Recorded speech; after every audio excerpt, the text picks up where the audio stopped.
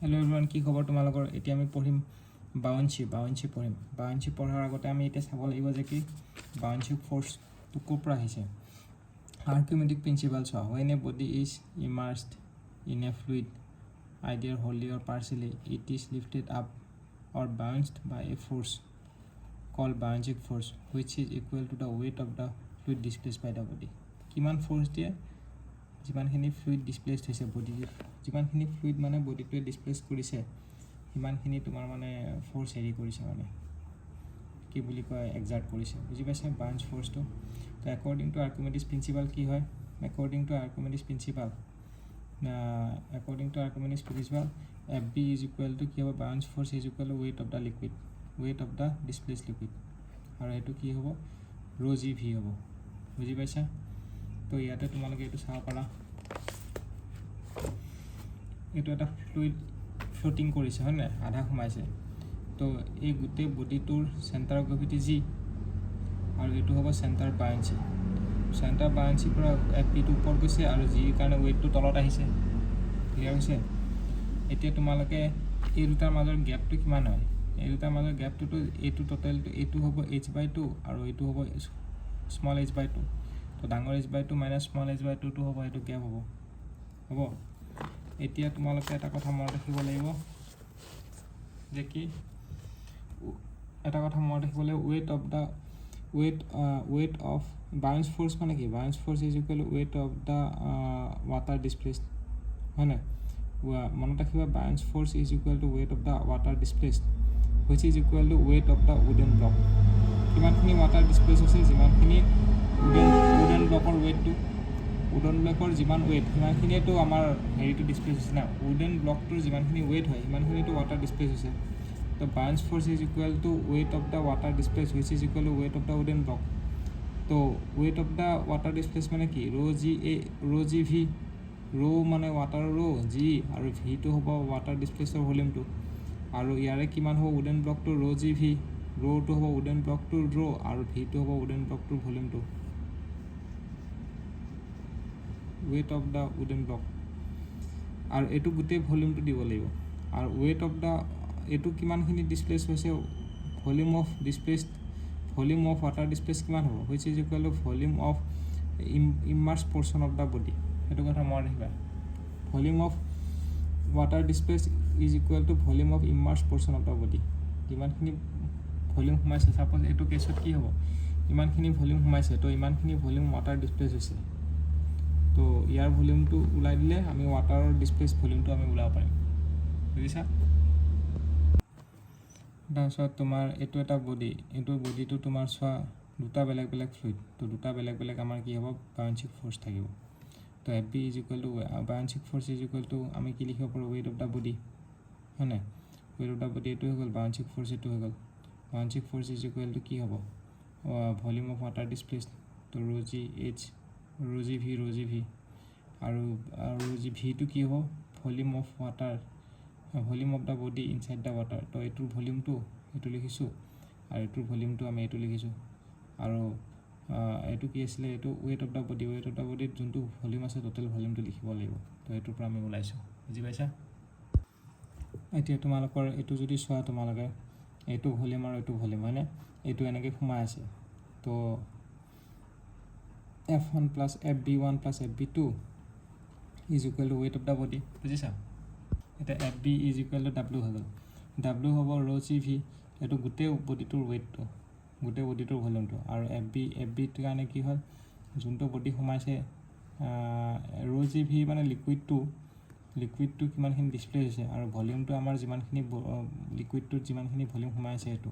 আৰু ছেকেণ্ডটোতো একে, গোটেই লিকুইডটোৰ যিমানখিনি লিকুইড ডিছপ্লেচ হৈছে, আৰু ভলিউমটো কি হ'ব? যিমানখিনি বডি সোমাই আছে সেই লিকুইডটোত, সেইটো ভলিউমটো, তাৰে ভলিউমটো। বুজি পাইছা?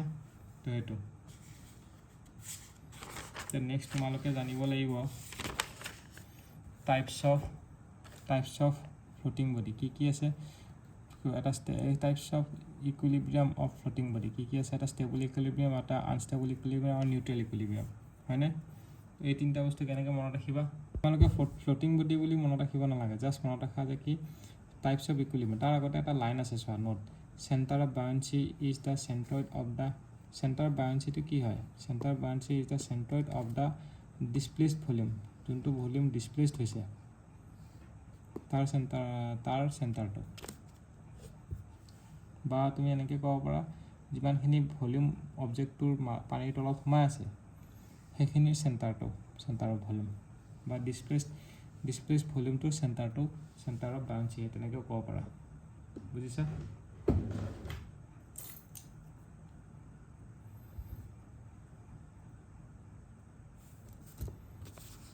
এতিয়া তোমালোকে বাকিখিনি বস্তু এতিয়া চাব লাগিল বাকিখিনি বস্তু কেনেকৈ চোৱা টাইপছ অফ ইকুইলিব্ৰিয়াম কি আছে এটা হ'ল তোমাৰ ইকুইলিব্ৰিয়াম টাইপছ অফ ইকুইলিব্ৰিয়াম এটা হ'ল ফৰ ফুল্লি সাবমাৰ্জ বডি কা ষ্টেবল ইকুইলিব্ৰিয়াম মানে কি হয় এইটো ষ্টেবল ইকুইলিব্ৰিয়াম বুজি পাইছা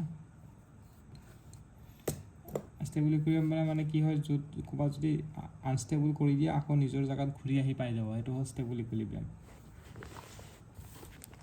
আনষ্টেবল ইকুইলিব্ৰিয়াম কি হয় আনষ্টেবল মানে তুমি যদি স্মল অলপ ডিসপ্লেসমেন্ট দিয়া হি পুৰা ঘূৰি যাব মানে নিজৰ জাগাত ঘূৰি নাহে নিউট্ৰেল ইকুইলিব্ৰিয়াম মানে যেনেকৈ এৰিছা তেনেকৈ থাকিব যদি অকমান ডিসপ্লেস দিয়া সেইখিনিতে থাকি যাব আৰু অকমান ডিসপ্লেস দিয়া সেইখিনিতে থাকি যাব এটা বস্তুটো মনত কেনেকৈ ৰাখিবা মনত ৰাখিবলৈ কাৰণে এতিয়া ফৰ সাবমাৰ্জ বডিৰ কাৰণে আমাৰ মনত ৰাখিবা stability condition for stability for submerged body বডিটো যদি সাবমাৰ্জড হয় stability conditionটো কি হ'ব হেতু মনত ৰাখিবা বিল গ্ৰেজটো কি হ'ব বিল গ্ৰেজটোত b টো আগত আছে g টো পিছত আছে মানে buoyancy force is above center of gravity হেতু হয় নহয় চোৱা stable equilibriumৰ ক্ষেত্ৰত b টো ওপৰত আছে g টো তলত আছে হয় না কিন্তু আনষ্টেবলৰ ক্ষেত্ৰত কি হৈছে আনষ্টেবলৰ ক্ষেত্ৰত g টো ওপৰত আছে b টো তলত আছে আৰু নিউট্ৰেল ইকুইলিব্ৰিয়ামৰ ক্ষেত্ৰত কি আছে b আৰু g এটা পইণ্টতে আছে হয়নে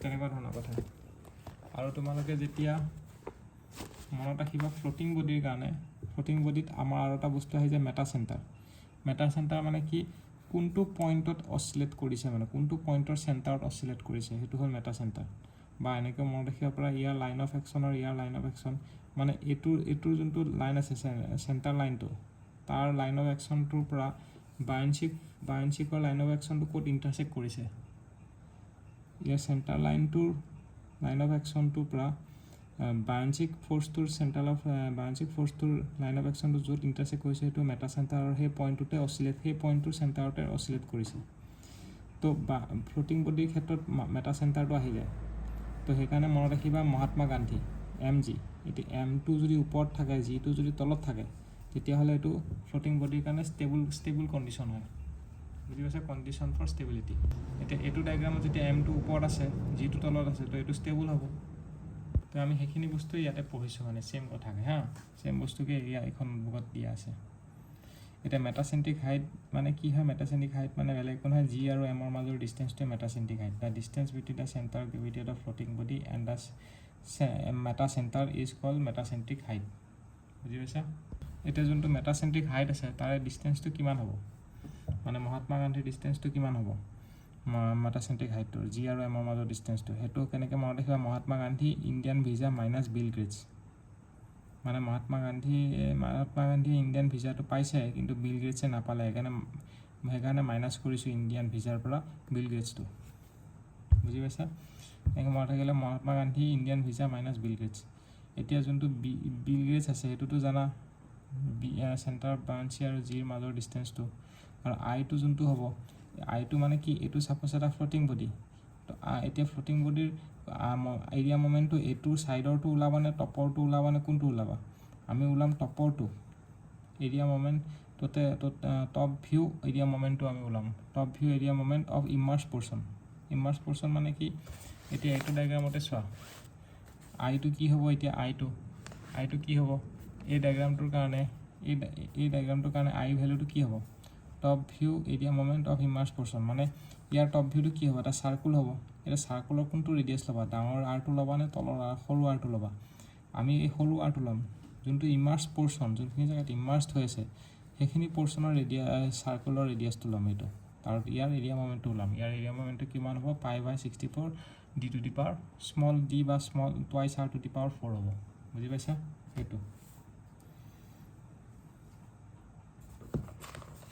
এতিয়া যদি তোমালোকে মেটাচেণ্ট্ৰিক হাইট আমি এইটো নিউমেৰিকেলি আমি নিউমেৰিকেল বা মেথমেটিকেলি আমি বস্তুটো ডিটাৰমাইন কৰিছোঁ যদি প্ৰেক্টিকেলি ডিটাৰমাইন কৰিব লাগে ডিটাৰমিনেশ্যন অফ মেটাচেণ্ট্ৰিক হাইট দুটা ধৰণৰ আছে এটা হ'ল এনালাইটিকেল মেথড যোনটো আমি অলৰেডি ডিছকাছ কৰিলোঁ অলৰেডি ডিছকাছড আৰু এটা হ'ল এক্সপেৰিমেণ্টেল মেথডত আমি কেনেকৈ মনত ৰাখিম এনেকৈ মনত ৰাখিব লাগিব এক্সপেৰিমেণ্টেল মেথডৰ কাৰণে আমাৰ এইটো মনত ৰাখিব লাগিব এই ফৰ্মুলাটো এইটো এক্সপেৰিমেণ্টেল ক্ষেত্ৰত এইটো এক্সপেৰিমেণ্টেলি আমি এইটো মেজাৰ কৰিছোঁ এইটো পঢ়ি চাব পাৰা কেনেকৈ কৰিছোঁ কিন্তু ফৰ্মুলাটো হ'ল এইটো মহাত্মা গান্ধী WZL/WD কেনেকৈ মনত ৰাখিবা Mahatma Gandhi is equal to Mahatma Gandhi world war Z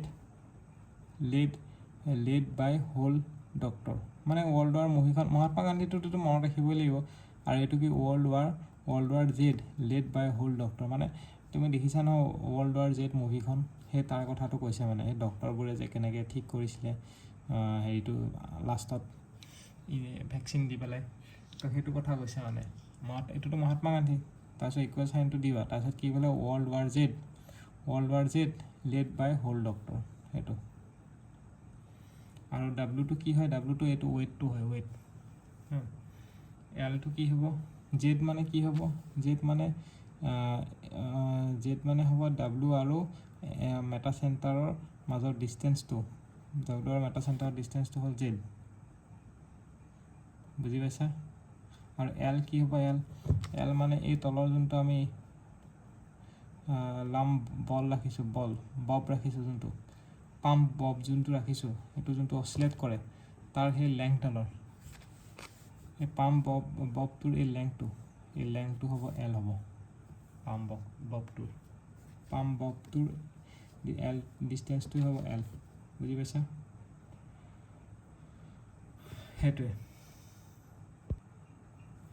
এতিয়া অচিলেশ্যন যদি কৰে ৰোলিং অফ ফ্লটিং বডি যদি ফ্লটিং বডিটো ৰোল কৰে তেতিয়াহ'লে তাৰ ফ্ৰিকুৱেঞ্চিটো কি হ'ব ফ্ৰিকুৱেঞ্চিটো এইটো সুধিব পাৰে এইটো চাইলৰ ফ্ৰিকুৱেঞ্চিটো কি হ'ব omega n radial frequency is equal to Mahatma Gandhi glasses by kit square এনেকৈ মনত ৰাখিব লাগিব Mahatma Gandhi glasses by kit square এনেকৈ কেটো হ'ব ৰেডিয়াছ অফ জাইৰেশ্যন আৰু ৰুট অভাৰ চাইনটো দিব লাগিব omega n is equal to root over sign Mahatma Gandhi glasses by kit square আৰু টাইম পিৰিয়ডটো যদি ওলোৱা আৰু জিটো হ'ব তোমালোকৰ এক্সিলাৰেশ্যন ডিউ টু গ্ৰেভিটি আৰু টাইম পিৰিয়ডটো যদি ওলোৱা তেতিয়া twice pi n divide by omega n কেনেকৈ লিখিবা T is equal to twice pi n divide by omega n আৰু তোমালোকে যদি এফ এনটো ওলোৱা F n is equal to 1/t আৰু which is equal to 1/2 pi root over Mahatma Gandhi glasses by kit square সেইটো বুজি পাইছা